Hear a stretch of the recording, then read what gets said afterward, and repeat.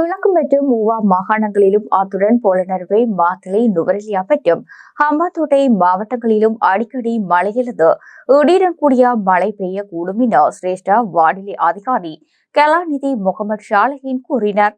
இன்றைய வானிலை குறித்து அவர் மேலும் கூறுகையில், ஓவா மாகாணத்தின் சில இடங்களிலும் அத்துடன் மாத்தளை நுவரெலியா அம்பாறை மற்றும் ஹம்பாந்தோட்டை மாவட்டங்களிலும் சில இடங்களிலும் 50 மில்லிமீட்டரிலும் ஓரளவு கூடிய பலத்த மழை பெய்யலாம் என எதிர்பார்க்கப்படுகிறது.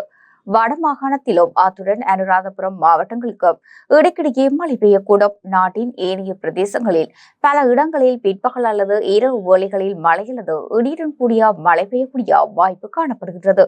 வடக்கு, கிழக்கு, வடமத்திய மற்றும் வடமேல் மாகாணங்களிலும் அத்துடன் மாத்தறை, மொனராகலை மற்றும் ஹம்பாந்தோட்டை மாவட்டத்திலும் மணித்தியாலத்துக்கு 30 தொடக்கம் 40 கிலோமீட்டர் வேகத்தில் அடிக்கடி ஓரளவு பலத்த காற்று வீசக்கூடும்.